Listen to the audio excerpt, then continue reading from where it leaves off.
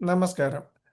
തിരുനാവായയിൽ നടക്കുന്ന മഹാമാഘ മഹോത്സവത്തെക്കുറിച്ച്, അതിൻ്റെ ഉൽപ്പത്തി, ഐതിഹ്യം, അത് എങ്ങനെ മാമാങ്കമായി മാറി, ഇപ്പോൾ അതിൻ്റെ പ്രസക്തി തുടങ്ങിയവ ചുരുക്കി വിശദീകരിക്കുക എന്നുള്ളതാണ് ഇവിടെ ഉദ്ദേശിക്കുന്നത്. തിരുനാവായയിൽ ജാനുവരി 18 മുതൽ ഫെബ്രുവരി 3, 2026 വരെയാണ് മഹാമാഘ മഹോത്സവം നടക്കുന്നത്. സംപൂജ്യ മഹാമണ്ഡലേശ്വർ സ്വാമി ആനന്ദവനം ഭാരതി മഹാരാജിൻ്റെ നേതൃത്വത്തിലാണ് ഈ മഹാമാഘം നടക്കുന്നത്. കേരളത്തിലെയും ഭാരതത്തിലെയും എല്ലാ ഹിന്ദുക്കളും സന്യാസിവര്യന്മാരും ഈ മഹോത്സവത്തിൽ പങ്കെടുക്കുന്നു. കേരളത്തിൻ്റെ കുംഭമേളയായ മഹാമാഘ മഹോത്സവം പൗരാണികമായ പ്രൗഢിയോടുകൂടിയാണ് അവതരിക്കുന്നത്. തിരുനാവായയിൽ ഭാരതപ്പുഴയുടെ ഇരു തീരങ്ങളിലുമായി ത്രിമൂർത്തി സംഗമമാണ്. ബ്രഹ്മ, വിഷ്ണു, മഹേശ്വരന്മാർക്ക് ക്ഷേത്രങ്ങളുണ്ട്. ബ്രഹ്മാവിന് വേണ്ടിയുള്ള കേരളത്തിലെ ഏക ക്ഷേത്രവും ഇവിടെയാണ്. ഇനി നമുക്ക് ഐതിഹ്യത്തിലേക്ക് കടക്കാം. ഭാരതപ്പുഴയിൽ സ്നാനം ചെയ്താൽ അത് ഗംഗാനദിയിലെ പ്രധാന സ്നാന സ്ഥലങ്ങളായ ഹരിദ്വാർ, പ്രയാഗ്രാജ്, കാശി തുടങ്ങിയ സ്ഥലങ്ങളിൽ സ്നാനം ചെയ്താൽ കിട്ടുന്ന അതേ പുണ്യഫലങ്ങളും നന്മയും ഉണ്ടാകുമെന്ന് വിശ്വസിക്കുന്നു. മഹാഭാരത യുദ്ധത്തിന് ശേഷം മരിച്ച ബന്ധുക്കൾക്ക് ബലികർമ്മങ്ങൾ അർപ്പിക്കാനായി പഞ്ചപാണ്ഡവന്മാർ ഭാരതപ്പുഴയിൽ എത്തി എന്ന് ഐതിഹ്യം പറയുന്നു. പരശുരാമൻ പാപമോക്ഷത്തിനായി തിരുനാവായയിലെ ത്രിമൂർത്തി സംഗമത്തിൽ പിതൃതർപ്പണം ചെയ്തുവെന്നും ഐതിഹ്യമുണ്ട്. മറ്റൊരു ഐതിഹ്യം, പരശുരാമൻ ആവശ്യപ്പെട്ടതനുസരിച്ച് ബ്രഹ്മദേവൻ സകല ദേവീദേവന്മാരുടെയും സാന്നിധ്യത്തിൽ ഭാരതപ്പുഴയിൽ തിരുനാവായയിൽ യാഗം നടത്തിയെന്നും അന്ന് ബ്രഹ്മദേവൻ യാഗം നടത്താനായി ഇരുന്ന സ്ഥലമാണ് ഇന്നത്തെ തവനൂരിലുള്ള ബ്രഹ്മക്ഷേത്രമെന്നും മഹേശ്വരൻ ഇരുന്ന സ്ഥലം അവിടെ തന്നെയുള്ള ശിവക്ഷേത്രമാണെന്നും അതേപോലെ യാഗാധിപനായി മഹാവിഷ്ണു ഭാരതപ്പുഴയുടെ വടക്കേക്കരയിലുള്ള ഇന്നത്തെ തിരുനാവായ ക്ഷേത്രം സ്ഥിതി ചെയ്യുന്ന സ്ഥലത്തും ഇരുന്നതായി വിശ്വസിക്കുന്നു. ഗംഗാദേവിയും മറ്റു ദേവിമാരും ഭാരതപ്പുഴയിൽ സന്നിഹിതരായി യാഗത്തെ അനുഗ്രഹിച്ചു. മഹാമാഘത്തിലെ മകനക്ഷത്രത്തിലാണ് യാഗം നടക്കുന്നത്. കേരളത്തിൻ്റെ സമസ്ത അഭിവൃദ്ധിക്കും വേണ്ടിയുള്ള യാഗം അങ്ങനെ സമ്പൂർണമായി. ദേവഗുരുവായ ബൃഹസ്പതി ആചാര്യനായി പിന്നീട് ഓരോ വ്യാഴവട്ടക്കാലവും മാഘ മഹോത്സവം തിരുനാവായയിലെ ത്രിമൂർത്തി സംഗമത്തിൽ നടന്നുവന്നു. ബ്രഹ്മക്ഷേത്രവും ശിവക്ഷേത്രവും നാവാമുകുന്ദ ക്ഷേത്രവും ഒരു ത്രികോണാകൃതിയിൽ സ്ഥിതി ചെയ്യുന്നതിൻ്റെ മധ്യഭാഗമായി വരുന്ന ഭാരതപ്പുഴയുടെ മണൽപ്പരപ്പിലാണ് യാഗം നടക്കുന്നത്. ഇത് വളരെ കാലം തുടർന്നു വന്നു. എല്ലാ ദേവീ ദേവന്മാരും യാഗത്തിൽ എത്തിച്ചേരുമായിരുന്നു. ഗംഗാദേവിയുടെ നേതൃത്വത്തിൽ എല്ലാ പുണ്യ നദികളും ഈ സമയത്ത് ഭാരതപ്പുഴയിൽ സാന്നിധ്യമായി. അതിനാൽ ഈ പുഴയെ ഭാരതത്തിൻ്റെ ആകത്തുകയായ നദി എന്ന നിലയ്ക്ക് ഭാരതപ്പുഴ എന്ന് വിളിച്ചു. ഇനിയും നമുക്ക് ചരിത്രത്തിലേക്ക് തിരിച്ചു വരാം. ഏകദേശം 3rd സെഞ്ച്വറി BC മുതൽ ഉള്ള കേരള ചരിത്രത്തിൽ ചോളരെയും ചേര രാജാക്കന്മാരെയും കുറിച്ചുള്ള പരാമർശങ്ങളുണ്ട്.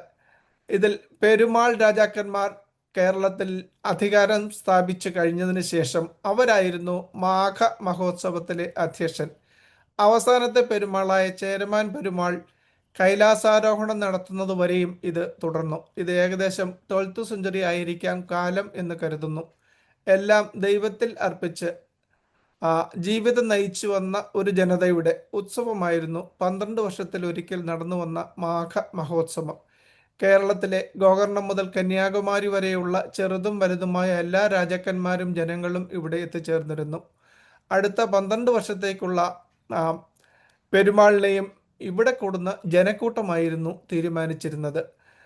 ശാസ്ത്രവും കലയും സംഗീതവും ഗണിതവും ജ്യോതിശാസ്ത്രവും തുടങ്ങി ജനസമൂഹങ്ങൾക്ക് വേണ്ടിയുള്ളതും നേടിയതുമായ എല്ലാ അറിവുകളും അവർ ഇവിടെ പ്രദർശിപ്പിച്ചു. നിലപാട് നിറയിലിരുന്ന് തൻ്റെ നിലപാടുകൾ പെരുമാൾ വിശദീകരിച്ചിരുന്നത് മഹോത്സവത്തിൻ്റെ പ്രത്യേകതയായിരുന്നു. പെരുമാൾ മുതൽ എല്ലാ രാജാക്കന്മാരും അവരവരുടെ രാജ്യത്തെ വരവ് ചിലവ് കണക്കുകൾ ഇഷ്ടദേവന്റെ മുന്നിൽ അവതരിപ്പിച്ചു പോരുകയും ചെയ്തു വന്നിരുന്നു. ഓലവായന എന്നായിരുന്നു ഇതിൻ്റെ പേര്.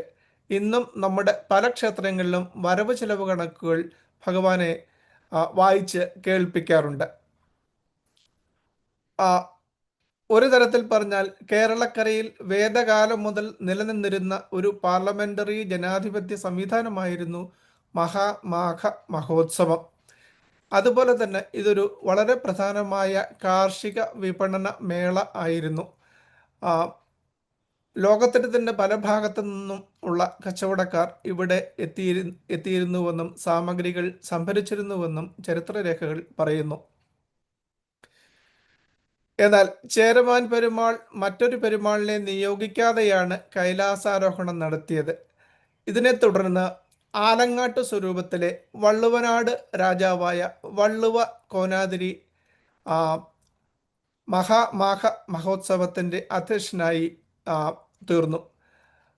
വള്ളുവ കോനാതിരിമാർ ഇത് ഏകദേശം 300 വർഷത്തോളം തുടർന്നു. ഇതിനുശേഷം നെടിയിരുപ്പ് സ്വരൂപത്തിലെ സാമൂതിരി ഒരു കോയയുടെ സഹായത്തോടുകൂടി വള്ളുവ കോനാതിരിയെ ആക്രമിച്ച് മഹാമാഘ മഹോത്സവത്തിൻ്റെ അധ്യക്ഷ സ്ഥാനം പിടിച്ചെടുത്തു. ഇത് ഏകദേശം 1350 AD സാധ്യത കാലം.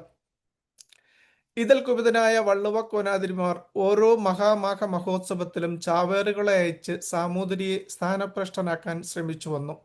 പലപ്പോഴും ചാവേറുകൾ കൊല്ലപ്പെട്ടു. സാമൂതിരിയെ ഒരിക്കൽ പോലും സ്ഥാനഭ്രഷ്ടനാക്കാൻ കഴിഞ്ഞുമില്ല. ഒരുപക്ഷെ സമാധാനപരമായി നടന്നു വന്ന ഒരു സനാതന ധർമ്മ മഹാസംഗമത്തിൻ്റെ രക്തരൂക്ഷിതമായി മാമാങ്കമായി മാറ്റിയത് സാമൂതിരി വള്ളുവ കോനാതിരിയെ പുറത്താക്കിയത് മുതലാണ്. സാമൂതിരിയുടെ നേതൃത്വത്തിലുള്ള മാമാങ്കം ഏകദേശം 1755 വരെ നടന്നതായി ചരിത്രരേഖകൾ പറയുന്നു. 1750 മുതൽ 1790 വരെയുള്ള കാലഘട്ടത്തിൽ ഹൈദരാലിയും ടിപ്പുവും പലതവണ വടക്കൻ കേരളത്തെയും കേരളത്തിൻ്റെ മറ്റു ഭാഗങ്ങളെയും ആക്രമിച്ച് ക്ഷേത്രങ്ങളും മറ്റും കൊള്ളയടിച്ചു. ഇതുകൊണ്ട് മാമാങ്കം നിന്നുപോവുകയും ചെയ്തു. ഇതിനെ തുടർന്ന് 1790 ഏകദേശം ബ്രിട്ടീഷുകാർ മലബാറിൻ്റെ അധികാരമേറ്റെടുക്കുകയും മാമാങ്കം പൂർണ്ണമായും നിർത്തലാക്കുകയും ചെയ്തു. ഇങ്ങനെ അന്യം നിന്നുപോയ ഒരു സനാതന ധർമ്മ മഹോത്സവമാണ് ജുനഖ അഖാഡയുടെ മഹാമണ്ഡലേശ്വരായ പൂജ്യ സ്വാമി ആനന്ദവനം ഭാരതി മഹാരാജിൻ്റെ നേതൃത്വത്തിൽ തിരുനാവായയിൽ മഹാമാഘ മഹോത്സവമായി അതിൻ്റെ എല്ലാ പൗരാണിക പ്രൗഢിയോടും കൂടി പുനർജനിക്കുന്നത്. ഇത് നമ്മുടെ സനാതന ധർമ്മത്തിൻ്റെ ഉയർത്തെഴുന്നേൽപ്പാണ്. ഗണപതി ഹോമങ്ങൾ, യാഗങ്ങൾ, യജ്ഞങ്ങൾ, പ്രത്യേക വേദ പൂജകൾ, അഖണ്ഡ നാമജപം, അഘോരി പൂജ, അമൃതസ്നാനം തുടങ്ങി വിവിധ തരം പൂജാ വിധികളിൽ ഭക്തർ സായുജ്യമടയുന്നു. നിള ആരതിയാണ് ഒരു പ്രധാന അട്രാക്ഷൻ.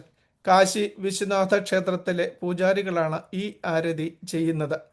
ഇത് നമ്മുടെ സംസ്കാരത്തിൻ്റെ സംഗമ ഭൂമിയാണ്. മായാ അമൃതാനന്ദമയി മഠവും ജുനഖ അഖാഡയും സംയുക്തമായാണ് മഹാമേള നടത്തുന്നത്.